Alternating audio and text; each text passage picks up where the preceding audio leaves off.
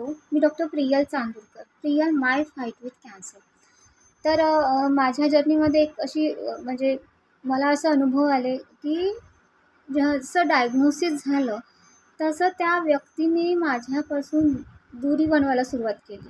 मला अव्हॉइड करायला सुरुवात केली. माझ्याशी बोलणं कमी केलं आणि एक कंडिशन अशी आली, की घरात मी एकटे होते आणि मला जेवली का? तुझं काही दुखतंय का? सगळं नीट होईल किंवा कुठलंही कन्व्हर्सेशन माझ्यासोबत कोणी करायला तयार नव्हतं.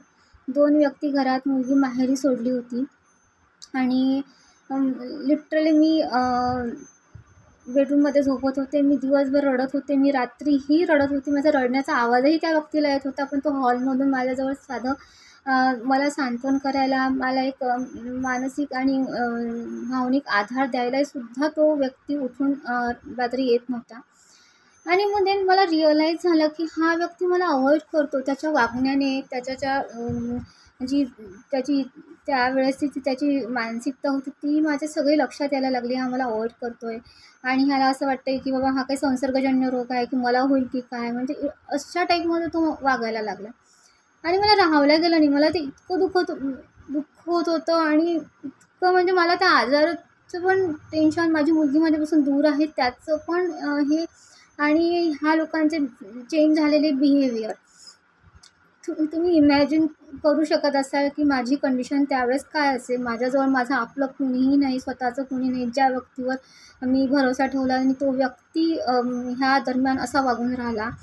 सो मला राहावलंच गेलं नाही आणि मी सकाळी उठले आणि चहाचे कप मी हॉलमध्ये नेले आणि मी त्याला बोलले, की "बाबा हा आजार काही म्हटलं संसर्गजन्य रोग नाही आहे. तुझं बिहेवियर किती चेंज झालं म्हटलं. तू माझ्याशी नीट बोलत नाही आहेस. म्हणजे तू माझ्याशी सगळे कॉन्टॅक्टच तोडून टाकले आहेत म्हटलं. हा आजार काही संसर्गजन्य नाही आहे, की एकापासून दुसऱ्याला होतो किंवा त्याच्याजवळ बसल्याने, त्याच्याशी बोलल्याने हा आजार होतो."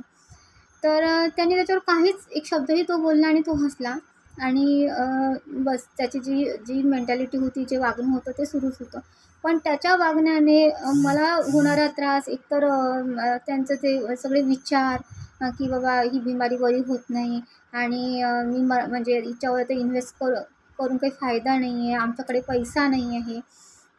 तर ह्या सगळ्या गोष्टी त्या दरम्यान माझ्यासोबत घडत होत्या. माझ्यासोबत लोकं तसे वागत होते आणि इतकं म्हणजे मी सांगूही शकत नाही. दिवसभर डोळ्यातून पाणी यायचं आणि असं वाटायचं, की अरे म्हणजे ह्यापेक्षा तर मेलेलं बरं. पण मग डोळ्यासमोर मुलगी यायची, की बाबा नाही आपल्याला तिच्यासाठी जगायचं. जर आज आपले हे लोकं हे हाल करतायत, आपल्याला एवढं एकटं टाकतात, ह्या कंडिशनमध्ये एकटं टाकतात, तर ही मुलीची अवस्था तर खूप वाईट करतील माझ्या माघारी. तर मला जगायचं आहे आणि मला माझ्या मुलीसाठी परत खंबीर व्हायचं आहे. आणि माझ्या माहेरची लोकं पण येऊ शकत नव्हती, कारण त्याला माझ्या माहेरच्या लोकांची इन्व्हॉल्वमेंट पण आवडत नव्हती. पण ते त्यांचं ते काम करत होते डॉक्टरांचे ओपिनियन आणि म्हणजे तेच सगळं करत होते. ह्यानी कुठलीही हालचाल केली नाही. हा मागं फक्त त्याला म्हणजे जबरदस्तीने नाव लागत होतं, की "तू चल बाबा, तुझं काम आहे, तुलाच डिसिजन घ्यावं लागणार आहे. आम्ही कसं काय घेणार आहे? कारण पुढे जर काही झालं तर तू म्हणशील, की माहेरच्यांनीच हे केलं." सो इतकं विकृत मानसिकता आणि विकृत वागणं त्यावेळेस त्या लोकांचं आणि त्या माणसाचं होतं आणि त्यामुळे मला जो मानसिक त्रास त्या दरम्यान झाला तो असह्य होता आणि कदाचित माझ्या ठिकाणी दुसरं कोणी असेल तर त्या मानसिक टेन्शननीच गेला असता त्या आजारापेक्षा. तर खूप भयानक परिस्थितीतून मी गेले आहे आणि खूप जास्त मानसिक आणि इमोशनल कंडिशन्स माझ्यासमोर होत्या. पण फक्त चित्र माझ्या डोळ्यासमोर होतं ते माझ्या मुलीचं, की नाही आता तर मला स्टँड घ्यावाच लागेल. मला जगायचं आहे माझ्या मुलीसाठी. कारण माझ्या माघारी माझ्या मुलीचं भवितव्य सेफ नाही आहे. आणि हे कळून चुकलं कारण जी व्यक्ती ह्या कंडिशनमध्ये असा विचार करतो, इतकं इग्नोर करतो, मला घरातल्या घरात माझ्याशी बोलत नाही, तू दवाखान्यातून आल्यानंतर तुला बरं आहे का, तू जेवलीस का, तुला काही खायचं आहे का किंवा तुझ्यासाठी काही फ्रूट्स आणू का, म्हणजे असं कुठलंही काळजीचं जे वागणं असतं एक एक हे असतं, जिव्हाळा असतो तो कुठेही नव्हता. उलट इग्नोरन्स सगळ्याकडे चालू होतं आणि मला बोलायला कोणी नव्हतं. मला रडायला त्यावेळेस जो खांदा हवा होता तोही माझ्याजवळ नव्हता आणि अश्रू असे डोळ्यातलं निघायचे आणि ते आपोआपच कोरडे पडायचे. तर तो धक्का खूप होता आणि तो धक्का मला एकटीला नव्हता, माझ्या सगळ्या फॅमिलीलाही होता. सगळ्यांचा जीव तुटत होता. सगळ्यांचे फोन येत होते. त्यांनी विचारलं का तुला? त्यांनी तुझ्यासाठी काही आणलं का? तू बोलला का?